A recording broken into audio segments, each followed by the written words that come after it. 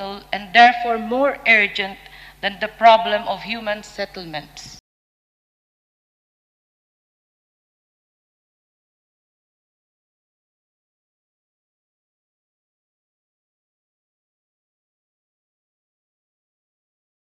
Gobyerno, hindi lang tuwid utak, kailangan buo.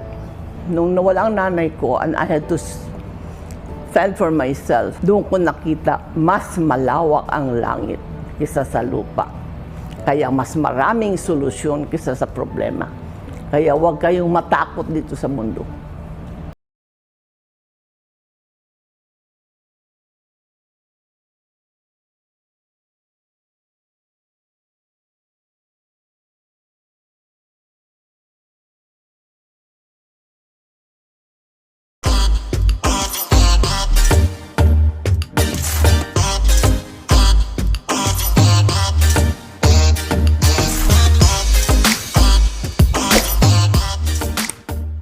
Babasahin natin uli yung teksto. Sinabi niya rin na, "The peace and justice and the blood of love from the blessed land of the Oriental Pearl in Asia, an innocent boy shall be born."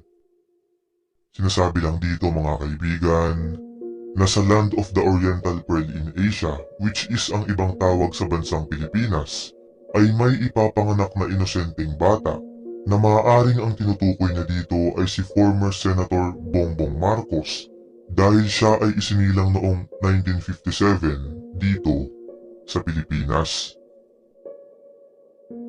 Ngayon mga kaibigan ay basahin naman natin ang susunod na paragraph. "The yellow evil holding the 15th fire will burn, and its nation having the power of the 3 stars will be in favor to the leader beholding the 16th fire." Kung titignan natin ang first part ng sentence na "The yellow evil holding the 15th fire will burn", ay mapapatanong tayo kung sino kaya ang tinutukoy na ditong the yellow evil na may hawak ng 15th fire. Mga kaibigan, kung titignan natin ang listahan ng mga naging presidente ng Pilipinas, ay makikita nating si Benigno Aquino III, o mas kilala bilang Noynoy, ay ang ika-15th president ng ating bansa. At alam naman siguro nating lahat na ang partido niya ay ang Liberal Party, which is color yellow, na tutugma sa tinutukoy ni Nostradamus na the yellow evil holding the 15th fire. Ma, ano masasabi mo kay Marcos? Ano ba yan? Maganda. Magandang ginawa niya. Sabi nila magnanakaw daw si Marcos. Mga panira. Siya nagpagawa ng bridge sa San Juanico. Siya nagpaganda ng kalsada papunta sa Samarlite. Maraming tinulungan si Imelda sa mga mahihirap. Marami silang natulungan ng mahihirap. Pero, ano nangyari? Madami silang ginawang mga project. Ngayon, nasayang dahil wala na sila. So, iboboto mo ba si Marcos? Bongbong? Oh, boboto ko si Bong. Yung water concessionaires ngayon. Okay, Ano ba?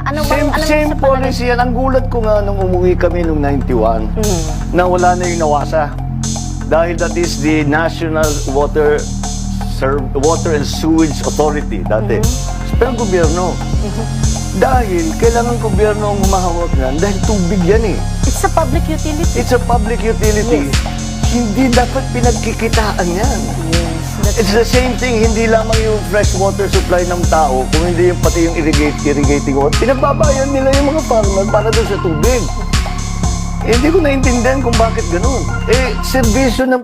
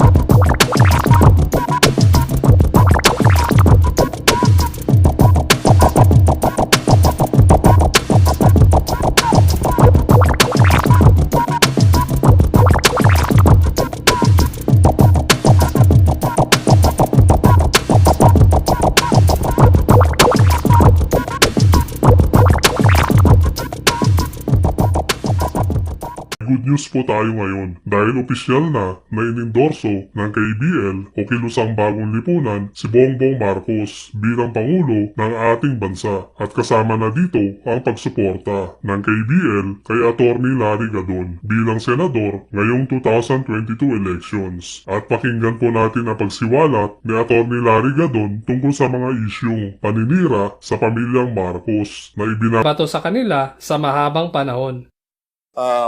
The KBL has remained to be a very active political party. And as a matter of fact, up to now, the KBL is considered or recognized as one of the 6 dominant parties. And that we are very much honored to be the party that will carry Bongbong Marcos to the presidency. And I'd like to thank also the KBL for nominating me as a candidate for senator. Sa totoo lang, BBM now is the strongest candidate. This is a fact. And that this is the reason why the Aquinos and the Yellows are doing everything to discredit Bongbong Marcos with rehashed issues on martial law and the alleged stolen wealth.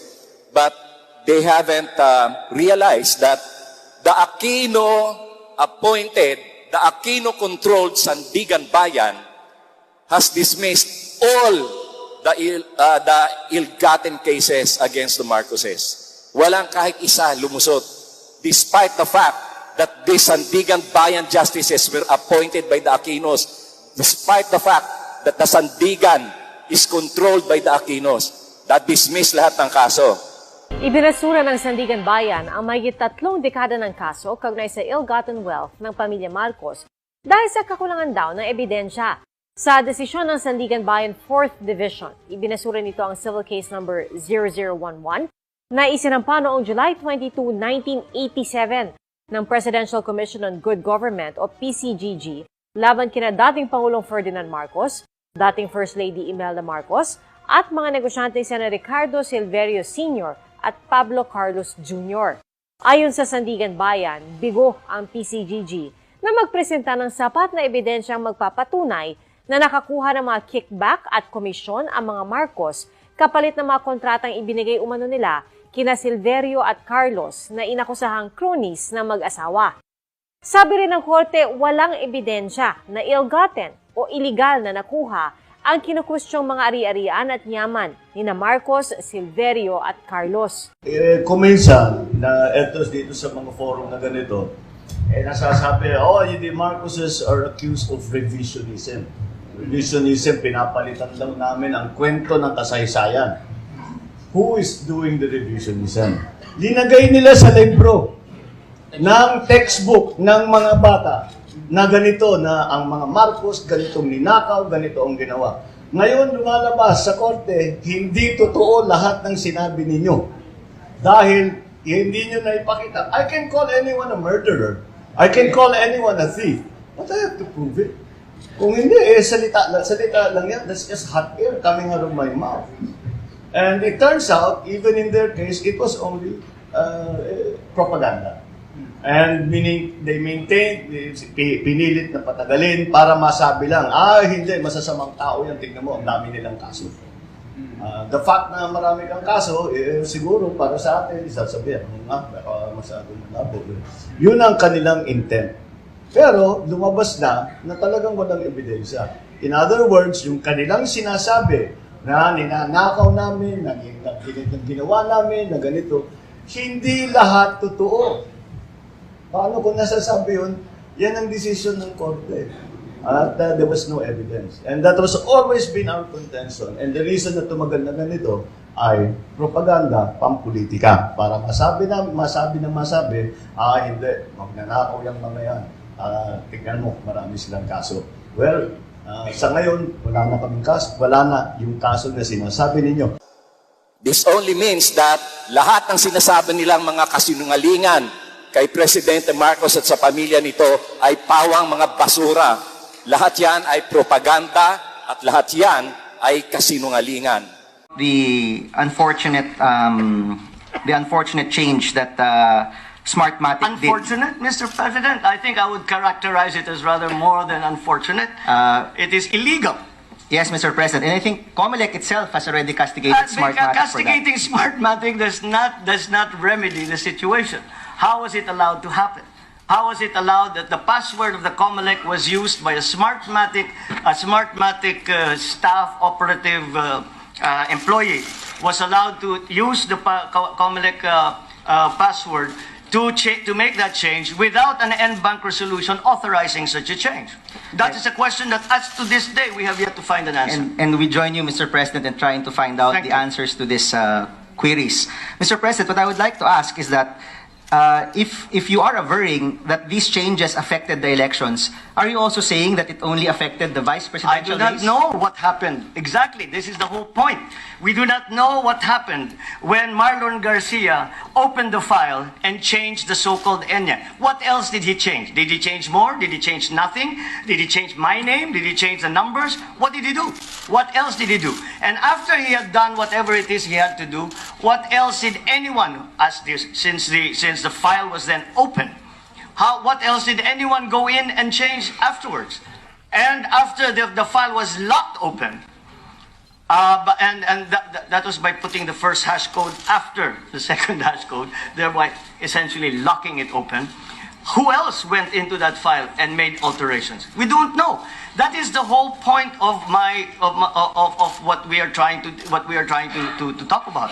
What happened? What is it? If we can be shown that the changes were indeed cosmetic, you will never hear about this from me again.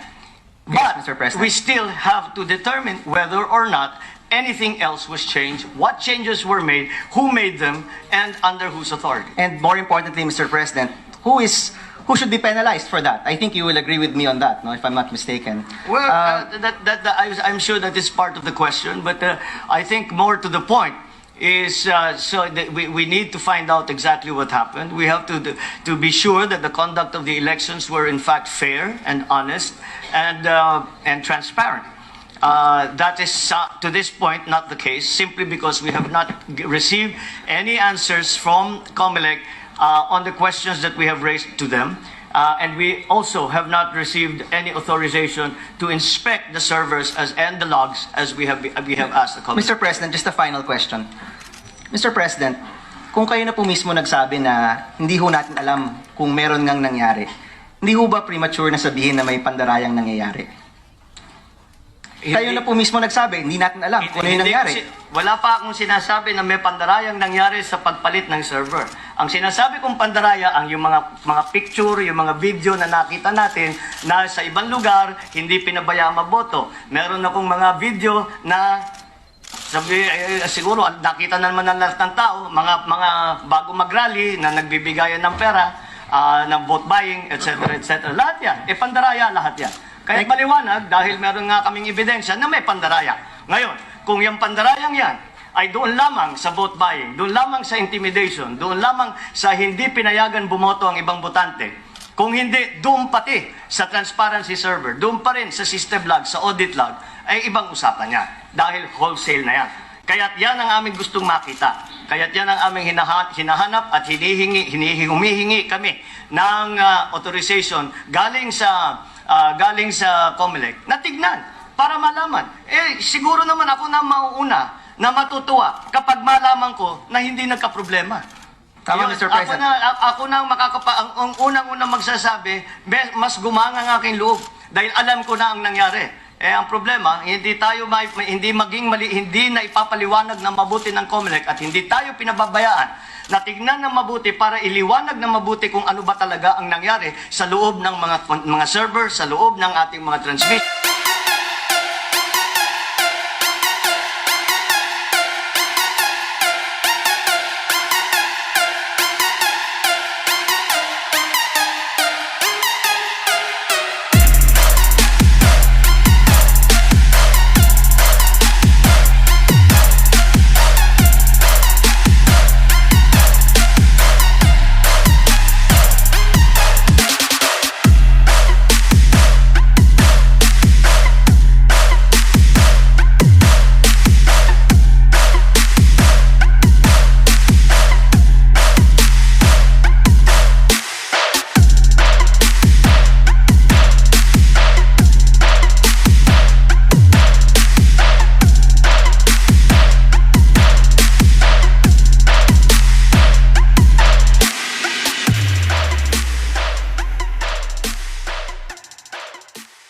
55 tons yan, ha? Hindi, akala, kasi pag tinignan mo sa malayo, parang maliit lang. Which is okay, sakay sa truck pwede. Ang mahirap yung pakpak, yung blade. Kasi yung blade is, yung una was 50 meters long. So, pwede namang ibaba dyan sa Corimao. Pero dadalhin dito sa Banggi. Ang problema doon, pagdaan, wala pa kaming bypass road doon. So, kailangan dadaan sa city mismo ng Lawag. Yung liko-liko, hindi kaya yung 50 meter na pakpak. So, kailangan magtayo ng puerto doon sa bandang Banggi. So, naglagay sila. Wala pang 2 buwan, binagyo, wasak. Okay? So, sabi, no choice, gawa tayo ulit. Ginawa namin ulit, bagyo ulit, wasak ulit. Yan na yung nandyan, kung saan nag-deliver, yan yung pangatlo na ginawa namin. Diyan na binaba yung pakpak, lahat ng equipment dyan na binaba.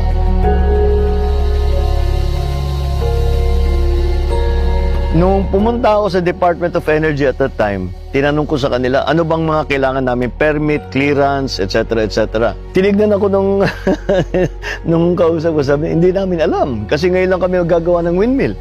Sabi, sige, gawin na lang natin. Sabi, nakipag-usap ako sa mga abogado. We use the mining law dahil national treasure yan eh. Lahat ng kaalaman ko, lahat ng kaalaman, lahat ng kasama ko talagang napunta dyan sa paano namin ibubuo yung financing. Kasi yung bawat turbine at that time is 1.7 megawatts, more or less, tig to $2 million yan eh. Yung unang ginawa namin na 18 windmills, halo-halo yan. Philippine Exim Bank, local credit, subsidy ng Danish, kung ano-ano, ang dami namin. Diyan ako nahirapan ng gusto yung sa financing.